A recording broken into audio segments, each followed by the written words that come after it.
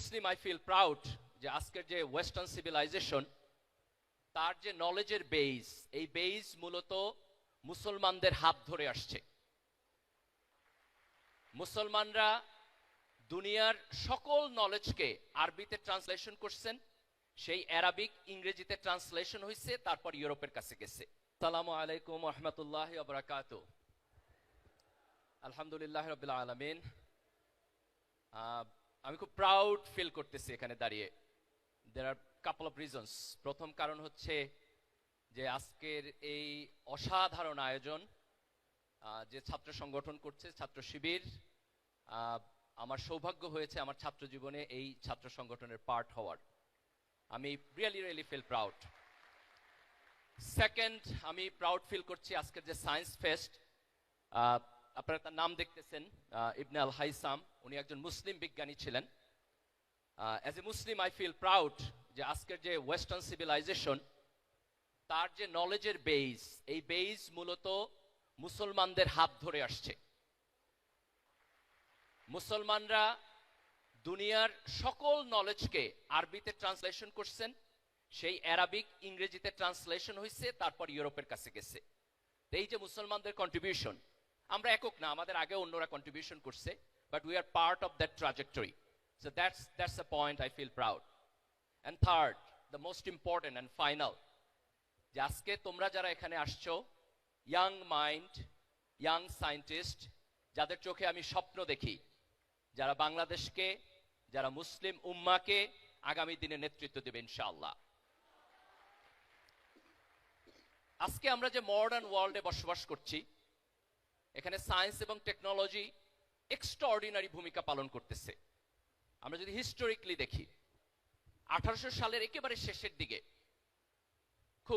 খুব break through একটা invention হয়েছে, যে মানুষ সর্বপ্রথম কিভাবে ভ্যাকসিন আবিষ্কার করতে হয় সেটা শিখেছে। স্মল পক্সের ভ্যাকসিন 1796 এর দিকে একজন ব্রিটিশ ভদ্রলোক আবিষ্কার করেছেন। এটা খুব সারপ্রাইজিং, আজকের দুনিয়াতে কোথাও স্মল পক্স নাই। কিন্তু if you go 17th century Europe, প্রতি বছর প্রায় 400,000 পিপল স্মল পক্সে মারা যেত। ব্রিটিশরা যখন আমেরিকাতে কলোনি করছে, আমেরিকার যারা নেটিভ লোক ছিল তাদের ওইখানে স্মল পক্স ছিল না। ব্রিটিশদের কারণে তারা ইনফেক্টেড হয়েছে এবং ম্যাসিভলি সেখানে লোক মারা গেছে।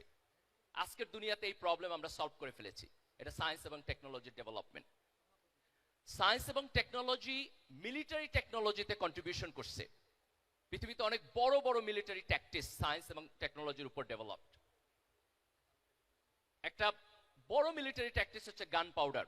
আমরা যদি 1400, 1500, 1600 এই সময়ের হিস্ট্রি দেখি, অটোমান এম্পায়ার যখন হচ্ছে আজকের ইস্তাম্বুল, কনস্টান্টিনোপল, এটা যখন ইস্টার্ন রোমানদের কাছ থেকে তারা বিজয় লাভ করেছে, এই ইস্তাম্বুল হচ্ছে তারা তখন সিজ করে রাখছে।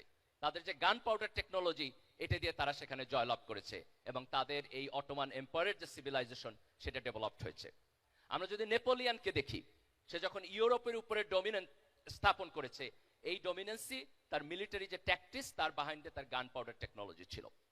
তো সায়েন্স এবং টেকনোলজি দুনিয়াতে যে সমস্ত জাতি আছে তাদের কম্পিটেন্সি, তাদের ডেভেলপমেন্ট, তাদের ভালো কাজ, এই সব কিছুর পিছনে একটা পাওয়ার হাউস। কিন্তু আনফরচুনেটলি আমরা যদি আজকের দুনিয়া দেখি, তাহলে আমরা দেখবো যে মুসলমানরা কিভাবে আমরা বদলাবো। আমাদের এডুকেশন সিস্টেম বদলাইতে হবে। সেখানে আমাদের সায়েন্স এবং টেকনোলজিতে আমাদের ইনোভেশনের উপরে ইম্পর্টেন্স থাকতে হবে, বরাদ্দ থাকতে হবে। আমার বাজেটের একটা লম্বা অংশ সায়েন্স এবং টেকনোলজিতে যাইতে হবে। রাষ্ট্রীয় পৃষ্ঠপোষকতা থাকতে হবে। রাষ্ট্র যদি সিরিয়াসলি প্যাট্রোনাইজ করে, তাহলে ব্রেক থ্রু চেঞ্জ করা সম্ভব। আমি একটা এক্সাম্পল দিচ্ছি, তার্কির। 2000 সালে তার্কির যে মিলিটারি ইন্ডাস্ট্রি, তার 80% তারা ইম্পোর্ট করত হবে। সেটি ইউরোপিয়ান সিভিলাইজেশনের চাইতে বেটার হবে ইনশাআল্লাহ। কারণ তোমরা at the same time brilliant scientific mind হবা, and at the same time brilliant spiritual mind হবা।